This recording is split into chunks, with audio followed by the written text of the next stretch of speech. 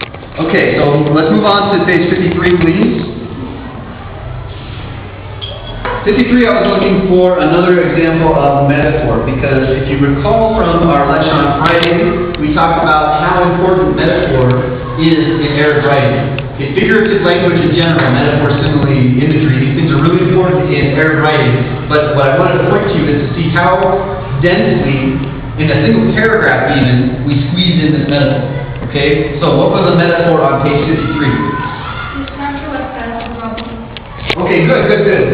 Did somebody have another one? So his country was piles of rubble. What did you have? I found one that was, his country was massive homes within his heart. Good. Okay, any other ones? What do you got? He was jumbled apart, fighting with one another. Did you guys notice that all of those came in the same paragraph? Okay, so he's really, that's what I mean by dense. There's so many in one spot. So as the paragraph goes, he said nothing. His country was a mass of wounds within his heart. His country was piles of rubble. He was part of one of those heaps. It was as though he were a pile of stones heaped together. Earthquakes were occurring deep inside himself. The rocks were crumbling, falling, and scattering. Never before had he felt so powerless. He had no control over his destiny. He had no solid core. He was a jumble of parts fighting with one another instead of taking form. So what is this first one? His country was a mass of wounds within his heart. What does that mean? Julian has something to say about that. Oh, what? What's that? Can we? I'm checking the page slightly. Okay. Let's just... The tension has to be Nerd, released. the nerd always wants to point out that I don't have all the answers. That's because she's taught us all the time. And now I like to speak. Alright? I did not. Could we please deal with this later? Thank you very much. What does it mean that his country was a mass of wounds within his heart?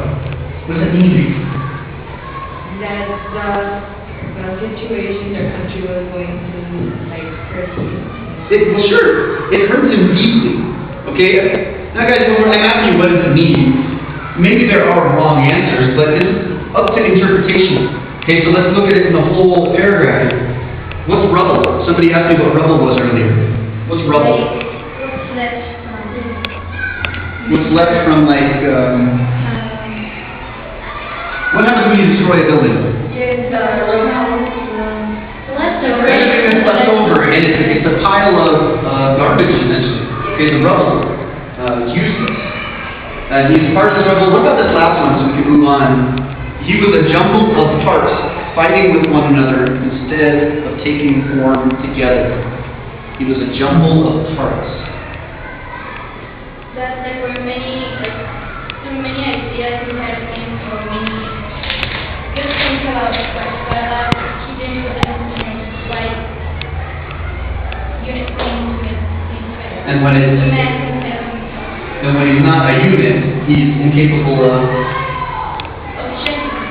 sure, making a difference. Yeah. Absolutely. What I was thinking of is like a car. Okay, if you go to the car, it's mechanics, and they've got the muffler sitting here and the alternator over here. They're just a jumble of parts, but they have to be together for the car to move forward. What? How do you spell jumper? Jumble, J-U-M-B-L-E. Yes, with one hand. J-U-M-B-L-E. Jumble. These are good vocabulary words. See, not all vocabulary words are like acquiescence. That's got to be $1.50 word. Jumble is maybe only 25 cents. But it's a good word. You shaking your head. Acquiescence is a fantastic word. If you use acquiescence in your next composition, I'd give you 2 extra points. Hard to spell if you can. Oh, spell. Alright, good. Let's move on to the next page here. I gave you page 61. Oh, these are juicy. Who's got an example of metaphor on page 61? What do you got? The earth was like paradise, purgatory, and hell. Okay, we know what paradise, purgatory, and hell are, yes? Yeah. What's purgatory? The place where you go before you go to heaven. Okay. Well, let's say you had some sins or some things that were wrong with you in your life, and maybe you didn't deserve to be in hell for damnation forever and eternity. You end up in purgatory where you work off those sins and eventually into heaven, yes? So he's saying that the earth was all of these things at once. if you go down a little bit farther in the page, he actually says, reality was neither paradise nor hell, but purgatory. Paradise was a world without disappointment or crisis. Hell, a world without hope. Both were imaginary. The real world was purgatory. He repeated the idea to himself. Here's the key. The world was a series of trials and disappointments, but it was also always in motion towards some hope or other. Okay, so even if you're suffering, you have to be able to be aware of moving forward.